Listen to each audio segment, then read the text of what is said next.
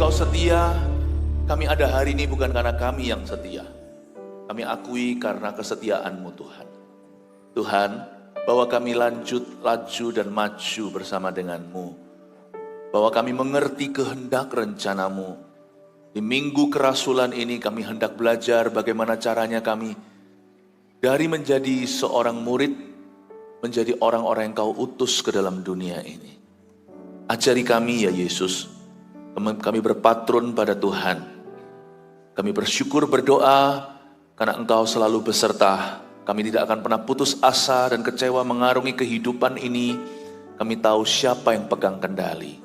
Tuhan Yesus, kami mengasihi-Mu dengan cinta kasih yang tidak sempurna, tapi kami mengaku bahwa kami sungguh-sungguh mengasihi-Mu.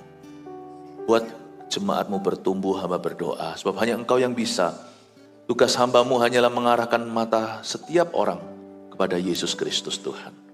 Sisanya Tuhan, Allah Roh Kudus Engkau yang bekerja. Sembunyikan hamba di balik salib-Mu, berkati semua orang yang mengikuti ibadah streaming hari ini kemana-mana. Di setiap cabang ibadah, setiap gereja lokal, Tuhan Yesus hadir secara khusus. Terima kasih Tuhan Yesus. Dalam nama Yesus, haleluya, amin. Selamat pagi, berikan tepuk tangan untuk Tuhan. God bless you. Yohanes 1 ayat 35 sampai 42, mari kita buka. Yohanes 1 ayat 35 sampai 42. Ada sebuah insiden Andreas disebut di awal-awal Injil Yohanes. Kita baca dulu ayat 35 sampai 42, saya bacakan ya. Murid-murid Yesus yang pertama. Pada keesokan harinya, Yohanes berdiri di situ pula dengan 2 orang muridnya. Dan ketika ia melihat Yesus lewat, ia berkata, lihatlah anak domba Allah. Ini Yohanes Pembaptis yang ngomong begini, bukan Yohanes sang rasul. Kedua murid itu mendengar apa yang dikatakannya itu, lalu mereka pergi mengikut Yesus. Tapi Yesus menoleh ke belakang, ia melihat bahwa mereka mengikuti dia, lalu berkata kepada mereka, apakah yang kamu cari? Kata mereka kepadanya, Rabi, yang artinya guru, di manakah engkau tinggal? Ia berkata kepada mereka, marilah dan kamu akan melihatnya. Mereka pun datang dan melihat di mana ia tinggal, dan hari itu mereka tinggal bersama-sama dengan dia, waktu itu kira-kira pukul 4. Salah seorang dari keduanya yang mendengar perkataan Yohanes lalu mengikut Yesus adalah Andreas, saudara Simon Petrus. Andreas mula-mula bertemu dengan Simon saudaranya, dan ia berkata kepadanya, kami telah menemukan Mesias, yang artinya Kristus. Ia membawanya kepada Yesus. Yesus memandang dia dan berkata, engkau Simon, anak Yohanes, engkau akan dinamakan Kefas, artinya Petrus. Kalau kita baca ayat 35 sampai 42, seolah-olah Andreas itu hanyalah pemanis masuk ke dalam cerita Petrus. Kalau kita kurang hati-hati membaca, kita kira bahwa Tuhan itu punya anak emas dan anak tiri pula. Andreas itu seperti hanyalah transisional saja. Nanti ujungnya tokohnya adalah Kefas. Tapi sebenarnya enggak. Kita semua itu terhubung satu dengan yang lainnya. Kita semua kan hanyalah hamba atau pelayan dari Allah yang Maha Tinggi yang kita layani. Masing-masing kita itu punya fungsi. Jadi jangan ada power syndrome di antara kita yang merasa pelayananku lebih penting dari pelayananmu. Dan kalau memang kita dikasih pelayanan yang menonjol dan menyolok, janganlah kita menohok sama orang lain. Janganlah kita sok dan berkata, I'm the boss here, I'm the greatest. Aku bosnya, aku yang paling besar. Ingatlah dalam kehidupan masyarakat saja, belum lagi tubuh Kristus. Harusnya kita mengerti bahwa kita ini saling melengkapi. Gak ada Andreas, gak ada Petrus. Yang tuntun Petrus ke Yesus, Andreas loh. Andreas itu kokoh. Kalau kita pelajari, kan memang Alkitab tidak mengatakan ini, tapi kita bisa dapatkan dari sejarah gereja dan tradisi gereja. Bahwa Andreas itu adalah abangnya. Tapi saya tuh sangat kagum sama Andreas. Orang ini gak punya power syndrome. Gak punya sindrom kuasa, itu gak ada. Mungkin dia memang betul-betul diproses Tuhan ya, seluruh murid Yesus. Tapi Andreas itu dari sononya memang lebih rendah hati. Sebenarnya Andreas dan Petrus ini 2 bersaudara tidak punya kecenderungan besar kepala. Kalau Petrus itu agak gegabah ya. Yang punya kecenderungan besar kepala itu nanti kita bahas bulan Oktober. Namanya Yakobus dan Yohanes anak Zebedeus. Yang itu agak sedikit ambisius. Andreas itu orangnya lebih low profile. Tapi jangan kita sangka bahwa orang low profile itu berarti orang pasif. Atau orang yang berdampak tidak seberapa. Kalau kita baca dalam sejarah, nah Anda tidak usah bacalah, Anda sibuk, saya bacakan, saya ceritakan, kan enak gini tinggal disuapi. Tapi firman ini harus Anda lakukan sendiri, saya tidak bisa melakukan untuk Anda. Nanti ujung daripada khotbah saya ini adalah aplikasi. Setiap ibadah sampai Oktober nanti saya akan memberikan aplikasinya 1, 2, 3, 1, 2, 3. Gimana Anda menerapkan? Nah kalau menerapkan firman Anda harus terapkan sendiri. Saya punya kerohanian, Anda punya kehidupan rohani sendiri. Masing-masing kita bertanggung jawab di hadapan Allah. Tapi izinkan saya menyuapi dan memberitahu kepada Anda apa yang saya telah pelajari. Dahulu kala waktu saya masih menjadi siswa teologi dan sekarang terus menerus menjadi siswa Alkitab. Saya pelajari terus dan saya semakin kagum sama Andreas ini. Jangan kau kira orang yang low profile, orang yang itu berarti lemah. Ini Andreas penuh mujizat. Cara dia mati nanti saya jelaskan nanti aja. Kita baca ayat per ayat dulu saya bahas. Bagaimana Andreas itu dieksekusi, itu negara takut sekali dengan influence atau pengaruhnya. Andreas ini very powerful. Masing-masing itu very powerful. And in fact, bahkan Andreas itu miraculous. Kita tidak bisa membuktikan keabsahannya, tetapi dalam tradisi gereja Andreas itu termasuk di dalam cerita seputar Andreas itu orang mati dibangkitkan. Sama dia hanya berpapasan gitu aja. Persis seperti gurunya Yesus. Dia pegang anak itu, mayat tersebut jasad dan berdoa dan panggil nama Tuhan, orang itu bangkit. Di dalam kurun waktu Andreas waktu dia mengunjungi beberapa bangsa itu, tugu-tugu berhala itu runtuh setelah Andreas itu berdoa, gempa bumi langsung datang. Ini orang dahsyat sekali. Nggak mungkin menyandang nama rasul, tapi kalau coba Anda lihat, Yesus berkata pada murid-muridnya, kalau mau jadi besar itu jalannya satu, melayani. Jadilah hamba kepada yang lainnya. Dan saya melihat Andreas ini orang yang tidak punya ambisi untuk menjadi nomor satu. Andai kata setiap kita punya spirit seperti ini, jikalau kita nomor satu misalnya, kita tidak akan gaya. Kita tahu bahwa kita ada di situ bukan posisi tapi fungsi. Kita akan mawas diri, mengingatkan diri sendiri bahwa aku ini membawa banyak sekali beban di atas pundakku. Seperti gerbong kereta api yang menarik yang lainnya maju. Kalau Anda nomor satu, kalau Anda menjadi market leader of anything, kalau Anda menjadi seorang pemimpin, ingatlah itu tanggung jawab di hadapan Tuhan. Bahwa Anda hari ini dihargai penghargaan kepadamu itu karena posisimu, karena tanggung jawabmu. Bukan karena Anda istimewa. Jikalau misalkan seorang hamba Tuhan di luar sana lalu habis itu dihormati, disapa dengan hormat. Bahkan misalkan kalau makan pun dibayari, jangan sampai inginkan uang orang. Saya selalu ajari pada hamba-hamba Tuhan, terutama hamba-hamba Tuhan yang muda. Saya selalu ajari, jangan pernah covet, jangan pernah mengingini kemudahan, fasilitas. Jangan pernah menginginkan kemurahan dari orang lain. Have some respect for your life, miliki hormat dan respect pada dirimu sendiri. Tapi misalkan jikalau ada seorang hamba Tuhan di luar sana itu ketemu jemaat, lalu jemaat bayari makan siangnya. Bukan karena diundang, tapi kebetulan satu restoran lalu diam-diam settle the bill. Jangan kita merasa kita itu orang yang patut menerima pelayanan begitu. Kalau kita dilayani demikian itu karena posisimu itu dihargai, karena fungsimu itu berharga. Dan karena Anda menjadi berkat untuk orang lain karena tugasmu itu strategis. Makanya kita harus ingat, kalau kita mendapatkan penghargaan bukan hanya sebagai hamba Tuhan, misalnya kalau Anda di luar sana, kalau misalnya Anda manajer atau direktur atau pemimpin perusahaan, ingatlah, orang tunduk kepada Anda karena pekerjaan Anda yang Anda jalankan itu berkenaan dengan orang itu. Jangan sampai kita itu lupa diri, siapa kita ini bukan siapa-siapa di luar Kristus. Dan jangan sampai kita itu sembrono dalam menjalankan tugas kita, jangan sampai itu dicabut oleh Kristus. Belajar untuk appreciate, jangan pernah dalam bahasa Inggrisnya take advantage atau take for granted, aduh kok jadi, mungkin terlalu pagi nih. Jangan sampai kita itu taking it for granted. Jangan sampai kita itu sudah biasa, akhirnya kita merasa berhak menerima. Spirit of entitlement itu buruk. Merasa berhak. Never. Remember, harus selalu ingat bahwa Andreas itu mendapatkan semua perlakuan dan pengurapan itu karena Tuhan memanggil dia sebagai seorang rasul. Berarti dia adalah utusan Kristus, diberinya kuasa untuk menginjak kalajengking, untuk menyembuhkan dan melepaskan.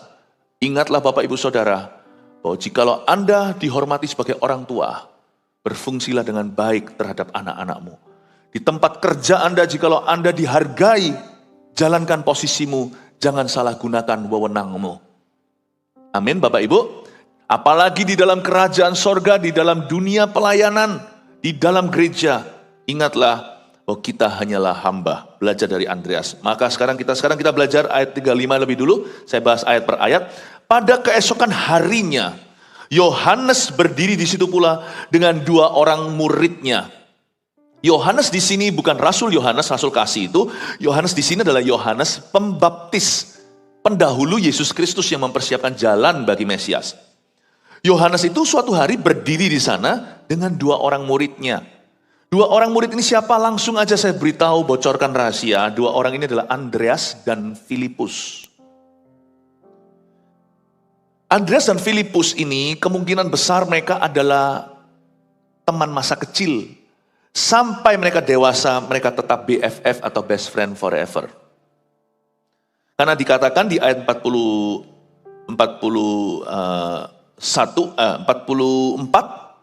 di ayat 44 tidak usah dibaca, Filipus itu berasal dari Betsaida, kota Andreas dan Petrus.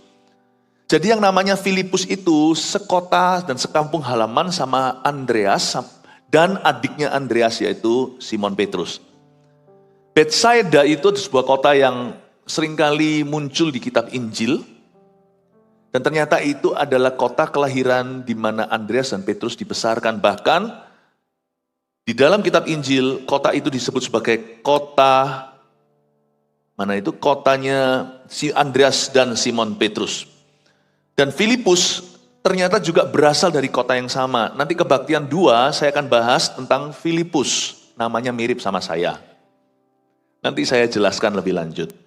Tapi Filipus dan Andreas ini barengan. Kenapa saya tekankan? Nanti saya akan tunjukkan lewat sejarah. Ternyata mereka berdua juga pergi sharing satu negara dan bawa misi Yesus di sana. You see, Tuhan itu menghargai hubungan natural kita.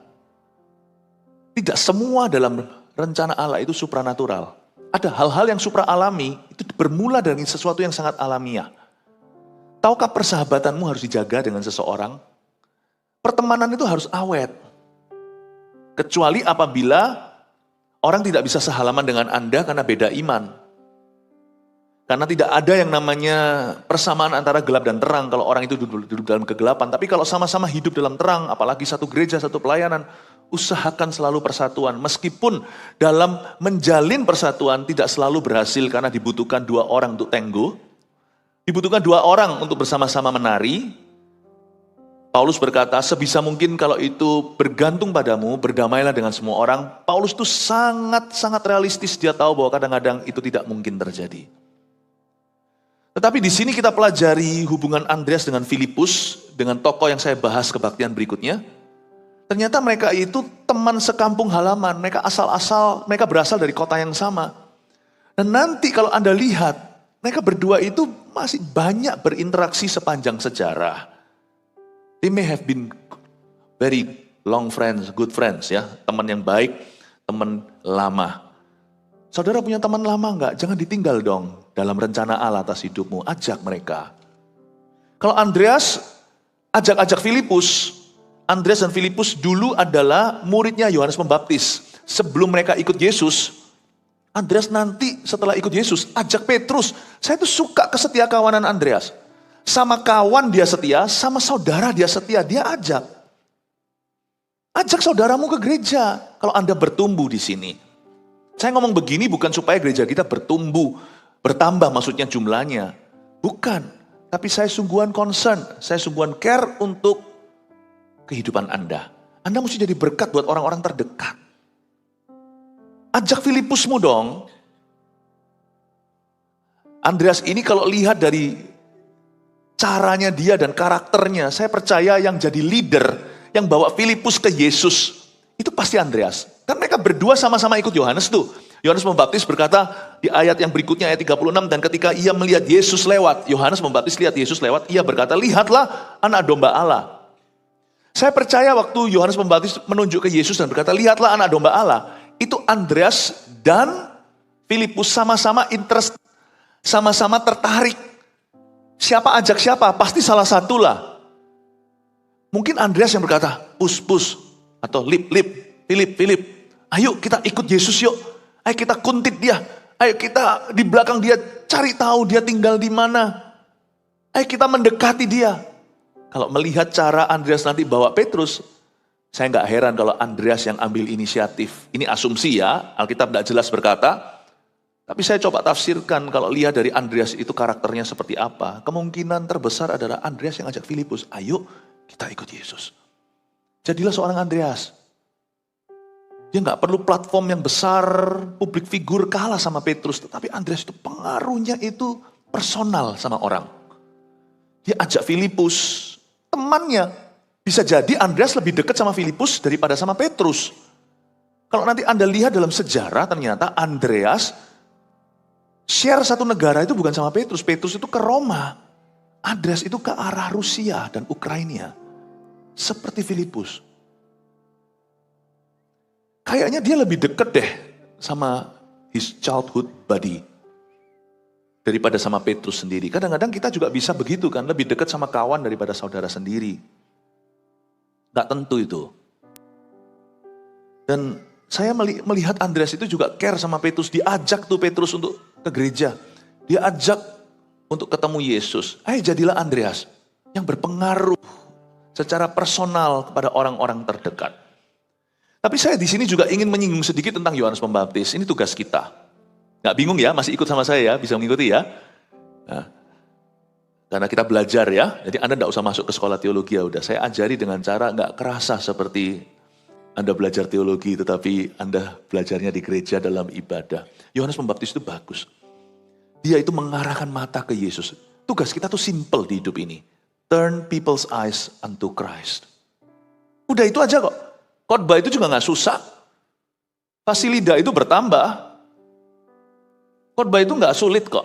Dari sejak pertama kali saya sharing, jikalau Anda harus sharing di CG misalnya, di depan 5, 7, 10 orang, jangan takut. Tugasmu simple. Arahkan mata ke Kristus. Kalau Anda gak tahu bagaimana harus berkhotbah, gampang baca aja Alkitab sebanyak-banyaknya, habiskan setengah jam juga orang bertumbuh luar biasa. Kita punya tugas itu cuma mengarahkan mata ke Yesus kok. Parenting itu juga gak susah menjadi orang tua. Seorang ayah tugasnya hanya mengarahkan mata keluarganya, anak-anaknya ke Kristus. Mama juga sama. Seorang suami juga mengarahkan mata istrinya ke Kristus. Melalui teladan hidupnya. Gampang kok. Kalau kita arahkan mata orang ke Yesus, nanti Tuhan yang akan bekerja. Roh Kudus yang bergerak di hati orang. Makanya di ayat 37 kedua murid itu yang mendengar apa yang dikatakan oleh Yohanes. Lalu mereka pergi mengikut Yesus. Kerap kali kalau saya berkhotbah, sebelumnya saya berdoa begini, beberapa orang garuk-garuk kepala gak ngerti maksud saya. Sembunyikan aku di balik salib Kristus itu kenapa sih? Itu adalah gaya bahasa saya yang saya bawa-bawa dari ruang doa saya. Saya kalau doa itu apa adanya. Doaku di depan gereja adalah doaku di dalam kamar tidurku. Saya selalu berdoa sembunyikan saya di balik salib Yesus. Itu supaya saya ingat. Dan saya mau mengingatkan Tuhan, bukan berarti Tuhan lupa. Tapi itu perjanjian dengan Tuhan. Bahwa tugasku sederhana setiap kali saya naik ke mimbar sini.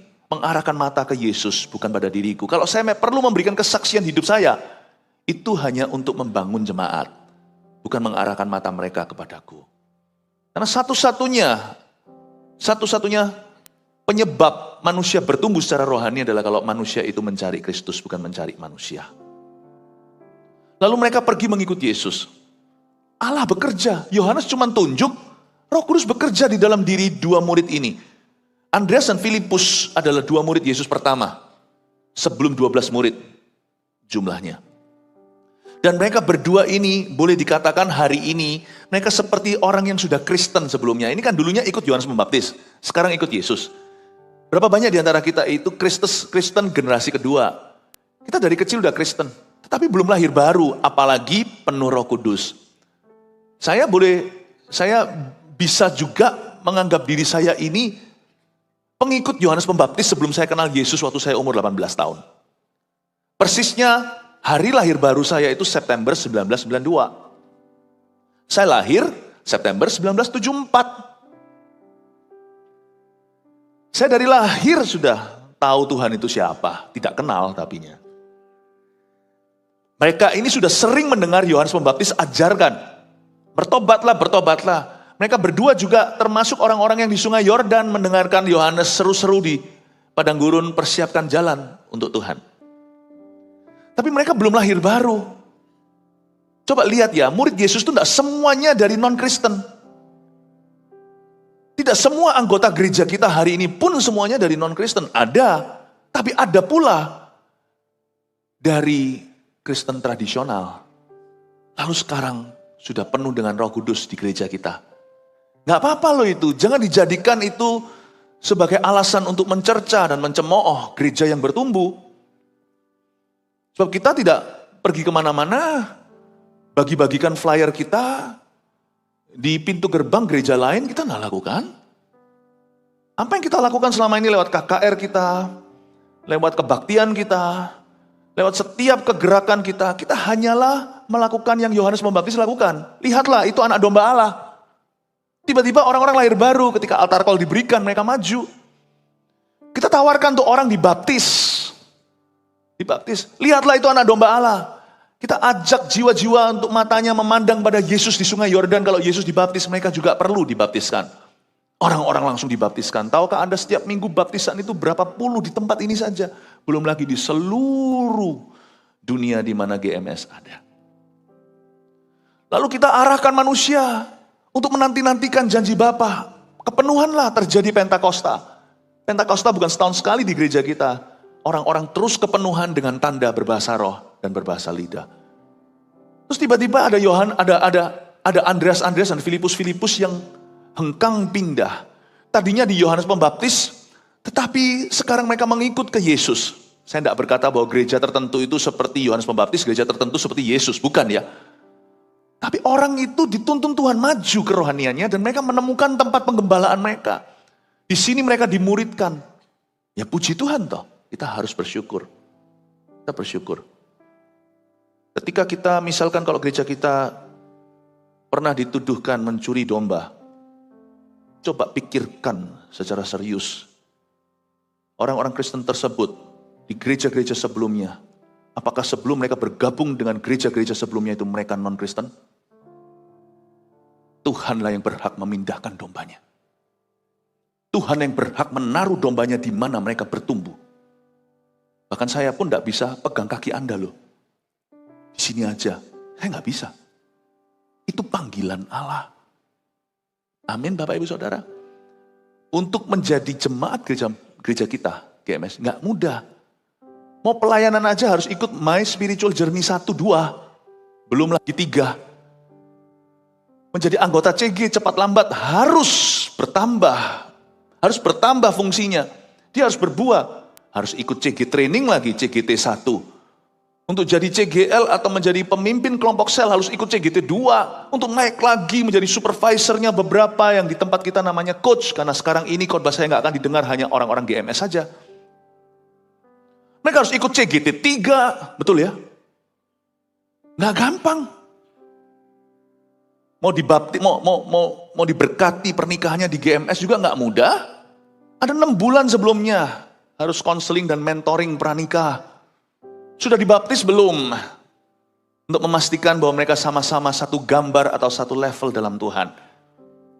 Nggak segampang itu kok.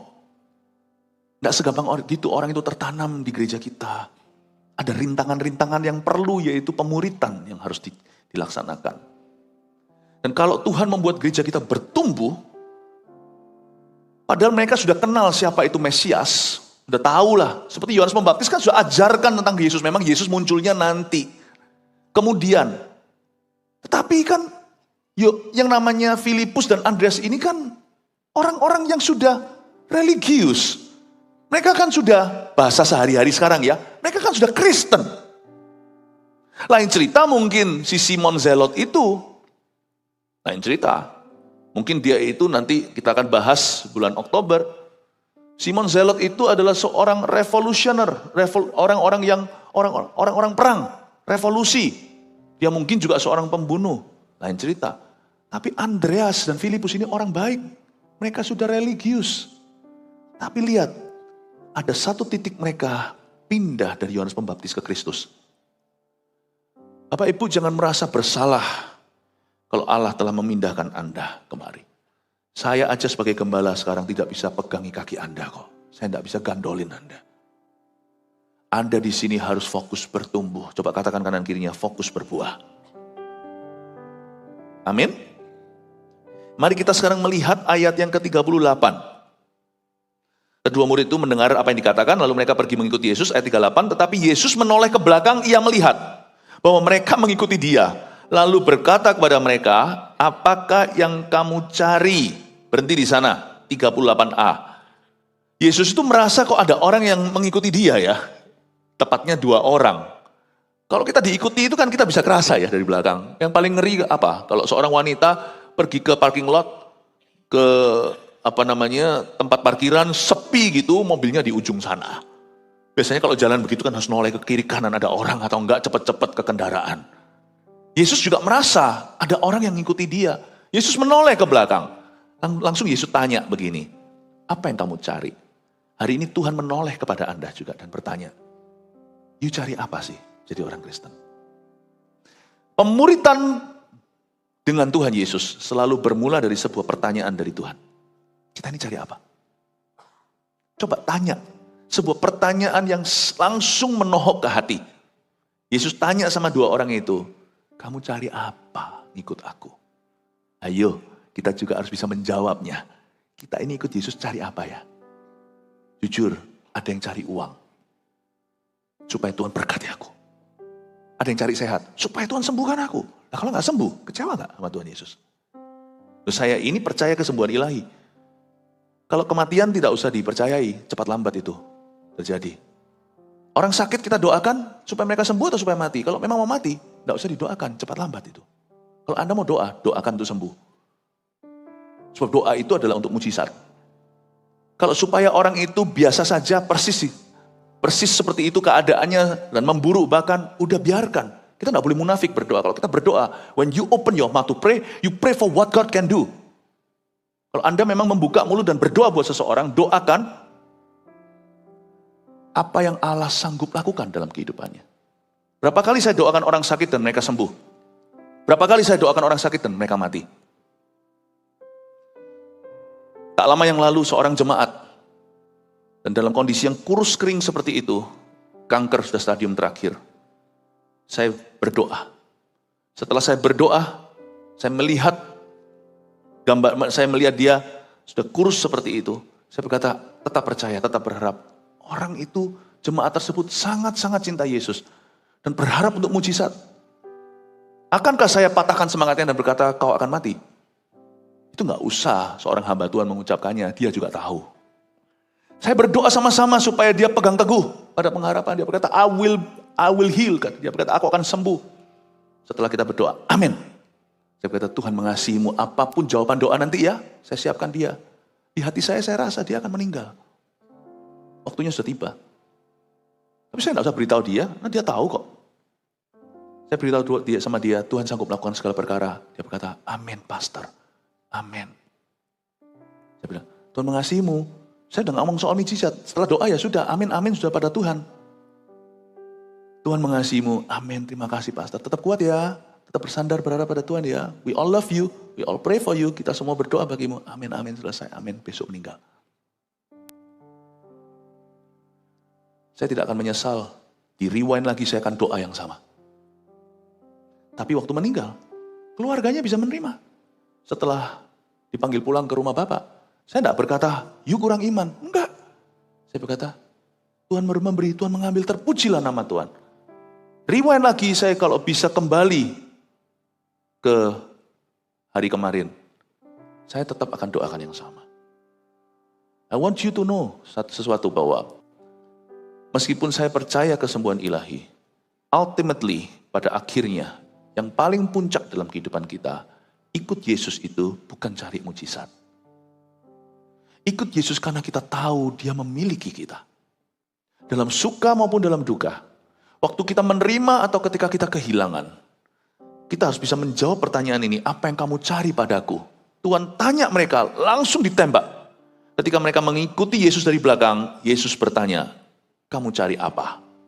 Pemuritan juga sama. Kita cari apa? Saya berkali-kali diikuti oleh orang. Pada suatu hari saya berada di Korea, khotbah di salah satu gereja terbesar di Korea.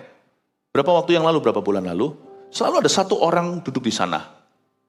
Dan dia selalu duduk di tempat di dekat saya. Di Korea kan lebih open gitu. Saya duduk di satu row di situ dengan gembala seniornya. Lalu habis itu di sebelah, selalu ada di belakang orang itu. Lalu pada suatu kali ibadah malah ada di samping sebelah sana. Lalu saya ditepuk seperti ini. Dia bilang, can I be your disciple? Dia berkata, aku rela untuk pindah ke Indonesia, untuk berada dekat Anda. Bisakah saya menjadi muridmu? Nah, ini orang Korea. Setiap sesi gak pernah terlambat dia. Dia datang di situ dulu. Dan Korea itu kalau kebaktian tidak dimulai dari jam 7. Hari biasa dimulai dari jam 6 saya sudah mulai khotbah, jam 6 pagi. Sebelum mereka pergi kerja, mereka itu ke gereja dulu. Pulang dari kerja, sore ke gereja dulu baru pulang ke rumah. Itu orang Korea kayak gitu kekristenannya. Dan doa pagi mereka itu bukan setahun sekali. Setiap hari kecuali hari Sabtu dan Minggu.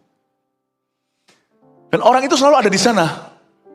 Lalu dia ngomong sama saya mau jadi muridmu. Saya mau jadi muridmu. Saya mau jual semuanya. Orang Korea kan radikal. Saya mau jadi murid Anda. Saya ikuti Anda. Waduh, saya nggak tahu mau nolak dia juga susah. Mau bilang iya, saya nggak tahu dia siapa.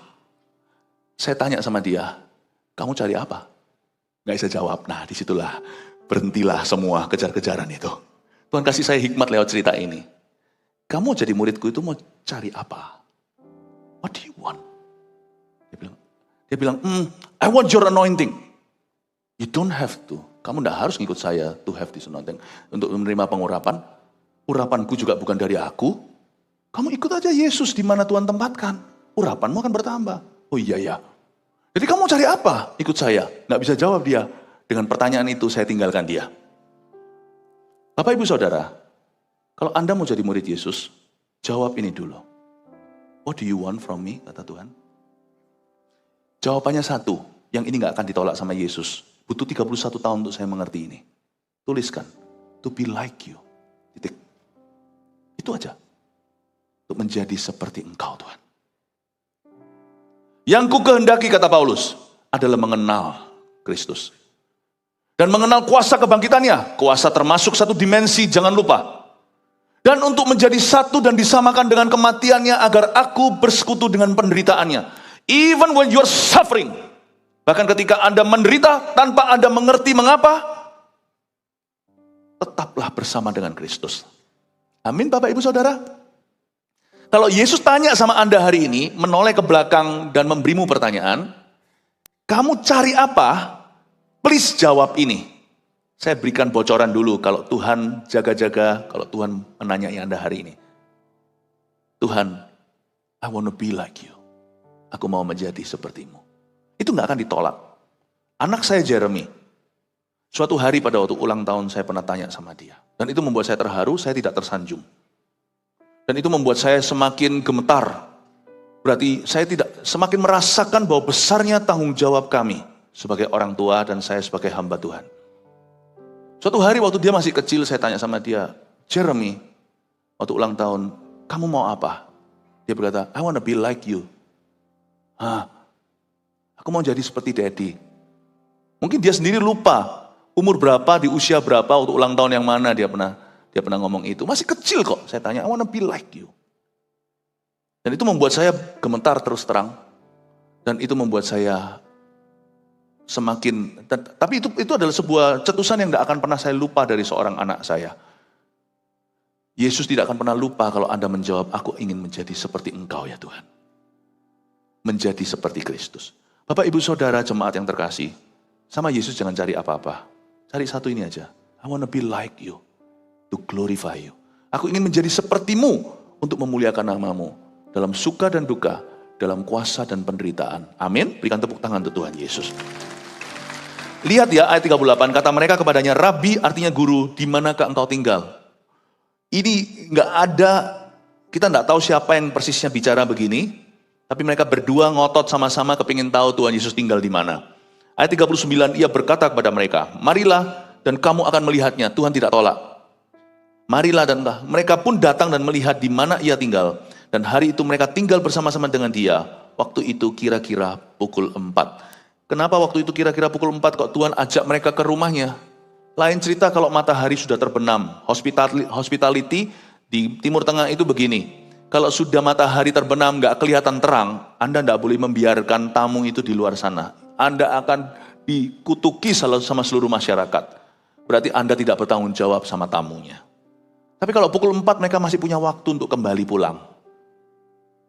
Tapi Yesus ajak mereka, karena Yesus merasakan bahwa hati mereka itu haus dan lapar. Yesus tidak akan pernah tolak hati orang yang mau belajar. Yesus tidak akan pernah menolak hati orang yang haus untuk mengenal. Sekalipun mereka tidak menjawab seperti yang saya ajarkan kepada jemaat, menjadi seperti engkau ya Tuhan, tapi Yesus bisa mendeteksi kemurnian hati. Yesus tahu bahwa Andreas dan Filipus ini rindu kenal Yesus. Yesus berkata, ayo, kamu jangan tanya aku tinggal di mana, tidak aku kasih alamat, tapi kamu boleh ikut sama aku. Maka hari itu mereka tinggal bersama dengan dia, padahal waktu masih pukul 4 sore. Dengan kata lain, sekalipun Yesus berhak mengusirmu, Tuhan akan selalu menerimamu. Apalagi kalau jawaban Anda ketika ditanya oleh Tuhan, cari apa? Dan Anda berkata, di gereja ini aku mau bertumbuh, Anda pasti akan bertumbuh. Aku mau berbuah, Anda pasti akan berbuah. Tuhan tuh tanya, seharusnya pertanyaan ini kita lemparkan juga di setiap welcome lounge kita. Anda datang ke gereja ini, Anda cari apa? Cari apa? Kalau Anda datang ke gereja ini mencari pertumbuhan secara rohani, Tuhan pasti akan berkenan mendengarkannya.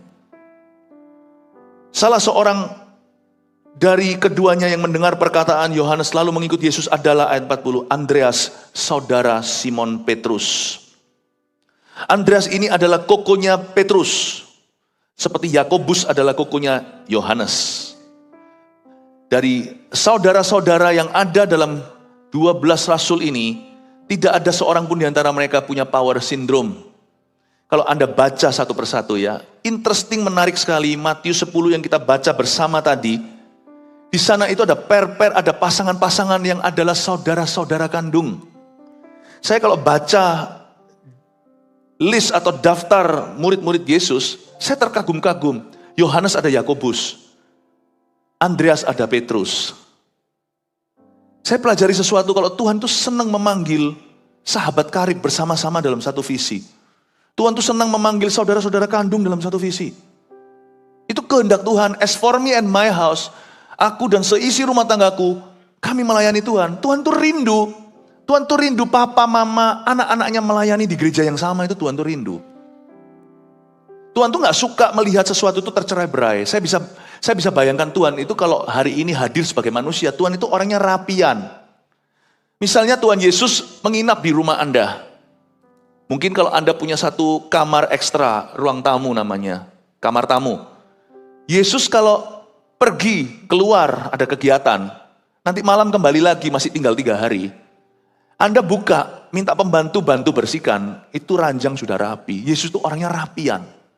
Dia gak suka tercerai-berai seperti beberapa kebiasaan ABG atau remaja. Jangankan remaja, kadang-kadang orang dewasa juga gitu kok.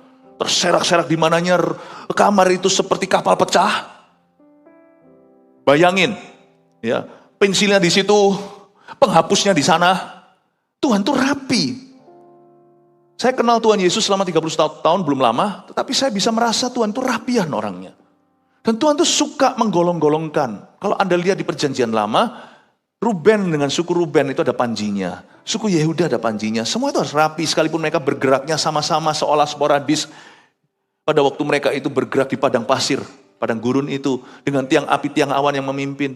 Tapi Tuhan tuh rapi. Ketika tiang itu mulai bergerak, maka kaum Lewi mulai ringkas-ringkas perkakas. Lalu kaum Ruben mulai turunkan panjinya dan mereka bergerak, Ruben dengan Ruben, Yehuda dengan Yehuda, Simeon dengan Simeon. Mereka bergerak begitu. Tuhan tuh kepingin sekali keluarga Anda itu melayani bersama-sama. Saya bersyukur hari ini, saya dan istri saya pelayanan tentunya sebagai gembala. Tapi anak-anak saya, anak saya yang pertama hari ini di bagian PR. Udah pulang sekolah dari luar negeri, sekarang membantu gereja dulu. Bantu konekkan antara departemental, khususnya dia belajar tentang media. Jadi kalau di rumah itu kita bicara tentang pelayanan. Anak saya kedua masih sekolah, tapi sekarang banyak take care bantu CG kita di Vancouver, Kanada. Nanti ini segera waktu ada liburan sekolah, dia akan pergi retreat bersama dengan ROSC, dengan GMS di LA, di Los Angeles. Bantu kadang-kadang dengan Zoom untuk khotbah bagi ROSC atau GMS New York. Pelayanan, meninggalkan Indonesia untuk sekolah ke luar negeri. Terakhir posisinya adalah sebagai coach atau sebagai di atasnya pemimpin kelompok sel, berapa sel group atau berapa CG di bawahnya. Anak saya yang masih kecil malah sibuk sekali. Dia bergabung di 2 CG lagi. Karena dia transisi usianya, masih usia SMP. Dia masih terlibat di CG-nya Eagle Kids, Voltage, tapi sebagai CGL, pemimpin kelompok sel. Tapi dia juga terlibat di CG AOG, tapi dia sebagai member di situ. Jadi kalau saya mau keluar sama dia itu saya harus buat appointment. Tapi bersyukur, Tuhan buat keluarga kami rapi. Semuanya itu melayani bersama-sama dalam satu banner, GMS. Bukan berarti ini keharusan, kalau enggak masuk surga. Kerapian tidak ada hubungan dengan keselamatan. Tapi Allah yang menyelamatkanmu itu orangnya teliti dan rapi. Orangnya tidy. Dan saya suka sekali Yosua yang berkata, aku dan seisi rumah tanggaku kami melayani Tuhan. Yosua itu kan nama sama dengan Yesus. Orang beda. Tapi seperti mengingatkan kita pada Yesus di perjanjian baru Tuhan kita. Tuhan kepingin kita melayani bersama dengan family kita, keluarga kita. Anda lihat ini, Petrus sama Yohanes, Yakobus sama Yohanes, Petrus sama Andreas, mereka semua melayani, bahkan childhood buddy. Bahkan rekan teman masa kecil pun mereka melayani bersama-sama dalam satu ministry. Nanti waktu mereka misi, mereka juga sharing negara sama-sama, mereka gempur bersama. Luar biasa loh kalau saya baca ini semuanya. Ayat 41, Andreas mula-mula bertemu dengan Simon saudaranya. Dan ia berkata kepadanya, kami telah menemukan Mesias yang artinya Kristus. Andreas itu ketemu sama Simon, langsung beritahu, dek, aku ketemu sama juru selamat. Ia membawanya kepada Yesus. Yesus memandang dia dan berkata, engkau Simon anak Yohanes, engkau akan dinamakan Kefas, artinya Petrus. Yohanes 6 ayat 8-9 munculkan saja di depan sini. Saya kasih tambahan referensi tentang Andreas. Andreas yang sama, yang menemukan Petrus bawa ke Yesus. Andreas yang sama yang menemukan roti boy itu. Lihat ya, seorang dari muridnya yaitu Andreas, saudara Simon Petrus berkata kepadanya, terus, di sini ada seorang anak yang mempunyai 5 roti jelai dan 2 ikan. Tetapi apakah artinya ini untuk orang sebanyak ini? Anda lihat ya, Andreas itu punya kelebihan. Kelebihannya menemukan. Dia beritahu sama Petrus, aku telah menemukan Mesias. Lalu dibawa ke Yesus. Nanti pada waktu Tuhan Yesus sudah memuridkan mereka, ada 5.000 orang kelaparan dan matahari mulai terbenam. Saya pernah ke tempat itu di Israel. Tempat Yesus itu mengajar dan memecah-mecahkan roti, itu tempatnya itu luas sekali, dan saya yakin kalau Yesus khotbah itu bisa terdengar karena itu suaranya pasti kena di lembah itu. Ya. Dan saya melihat cerita ini dan saya terharu. Orang ini, Andreas ini luar biasa. Dia bukan hanya menemukan Mesias, ceritakan sama saudaranya, dia menemukan roti boy itu. Pada waktu mereka semua kelaparan 5.000 orang dan dia ngomong sama Yesus, aku menemukan anak yang punya 5 roti jelai dan 2 ikan, tapi aku nggak tahu ini bisa buat apa.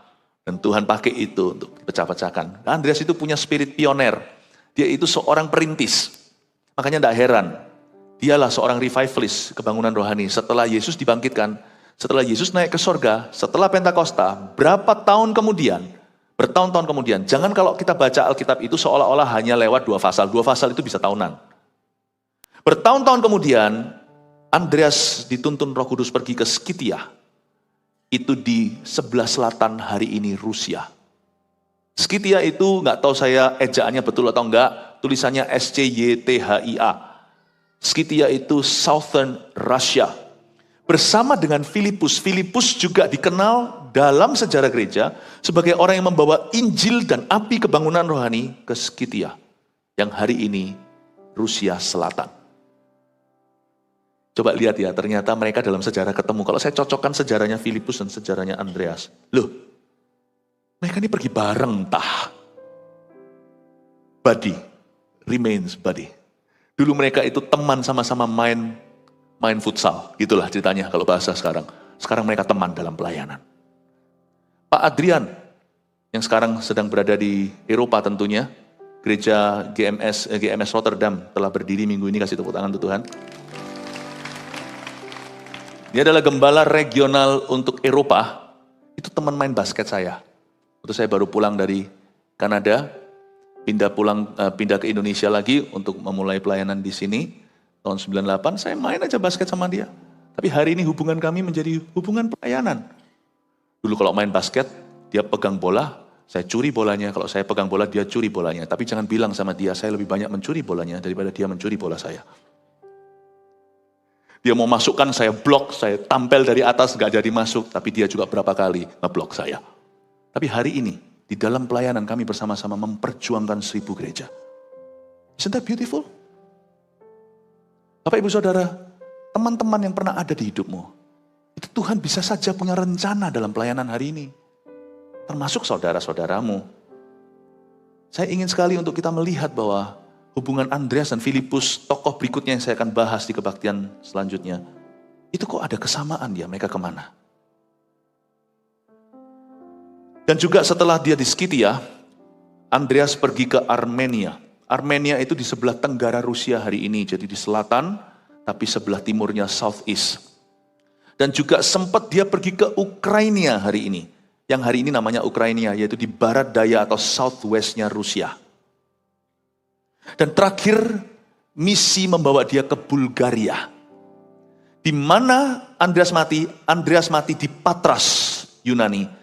Disalibkan seperti Yesus, tapi pada salib diagonal berbentuk X seperti ini. Dia mati. Sebab semua Rasul Yesus Kristus dari 12, satu mati bunuh diri salah sendiri, sisanya semua mati eksekusi. Cuman satu aja yang hidup sampai tua, meninggal secara wajar, yaitu Yohanes yang pernah di Pulau Patmos itu. Ada 3 aplikasi yang saya ingin kita tangkap pada pelajaran hari ini.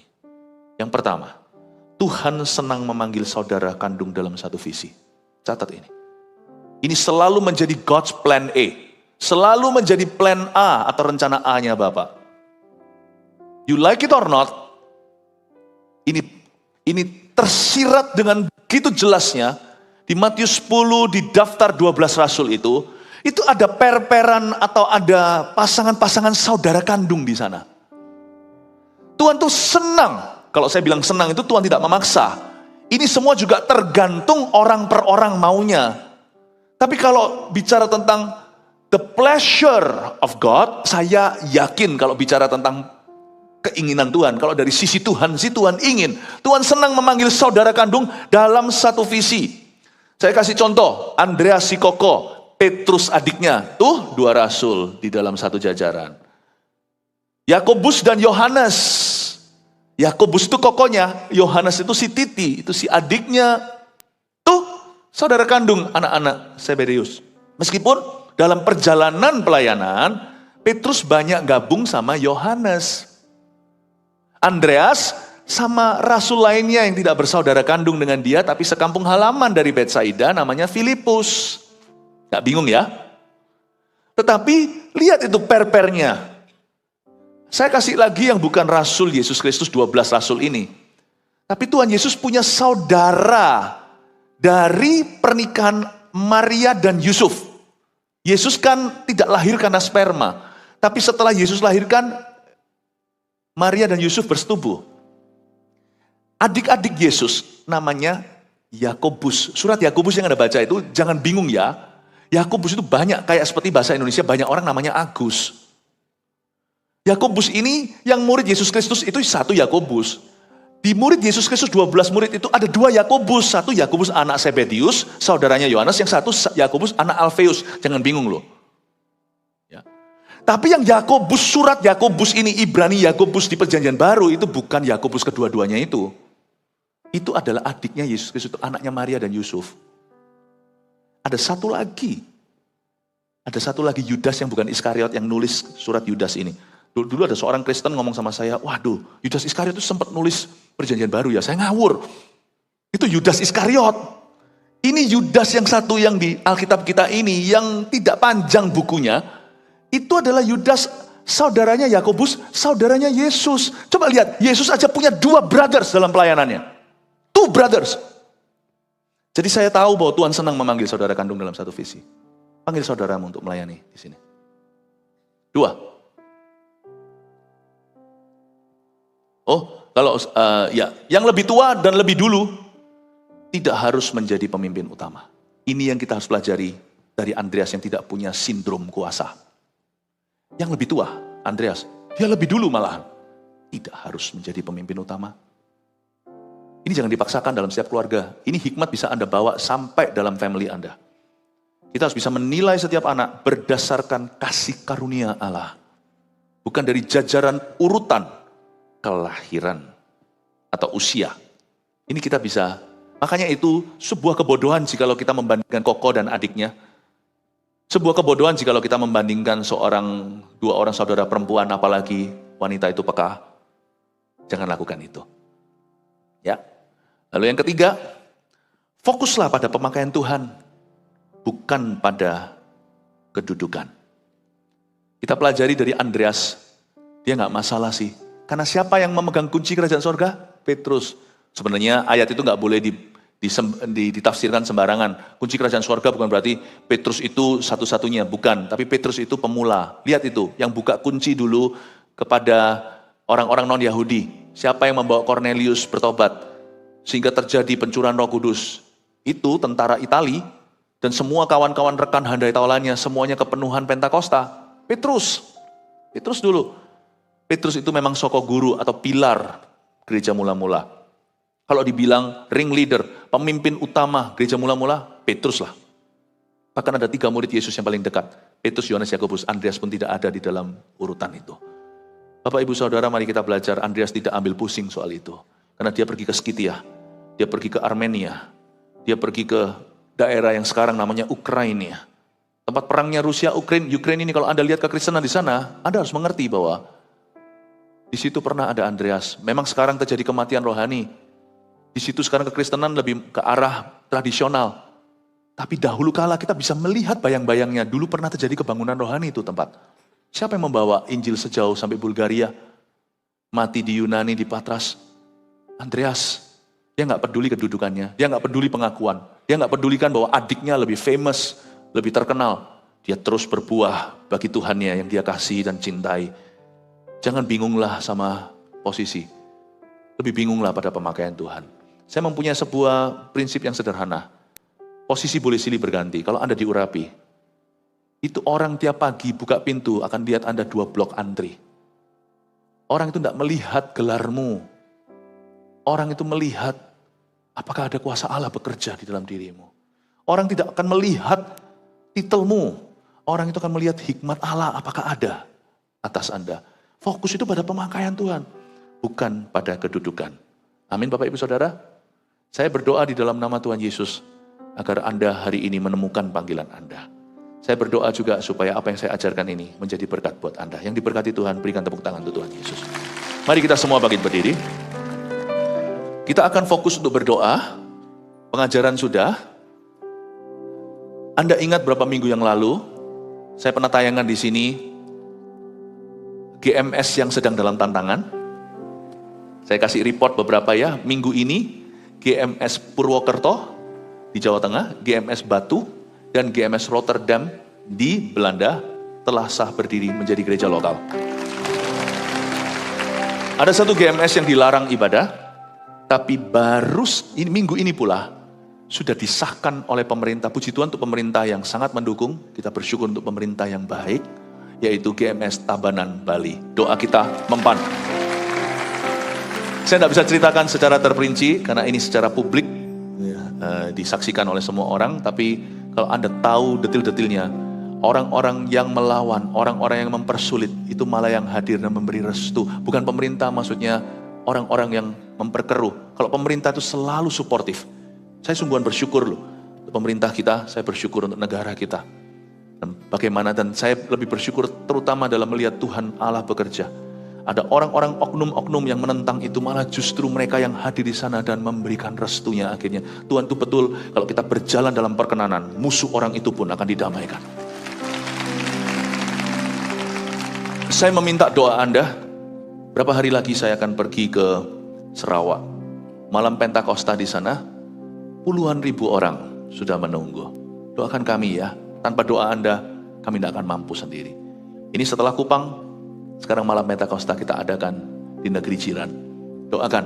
Selain itu, doa untuk Super Conference yang akan segera, yang bulan ini, akhir bulan akan diadakan. Pulang dari Sarawak, ada banyak sekali kegerakan. Lalu tak terasa Super Conference harus diadakan. Belasan ribu orang akan memenuhi tempat ini, SCC, MCC, dan PCM. Kita berdoa supaya pemimpin-pemimpin kita dilengkapi saat itu. Doakan terus kebangunan rohani ini terus berjalan. Di tengah-tengah ada orang-orang yang mengerti. Di tengah-tengah orang-orang yang kurang mengerti kita. Ada pula yang bertanya kepada saya, kenapa sih dirikan gereja di mana-mana? Izinkan saya ngomong begini aja sebelum kita berdoa. Saya ingin sebagai gembala sidang, jemaat kita ada di seluruh dunia, kita kasih mereka sebuah rumah rohani. Saya ingin anak kita mau kemanapun di luar kota, luar pulau, ke sekolah luar negeri,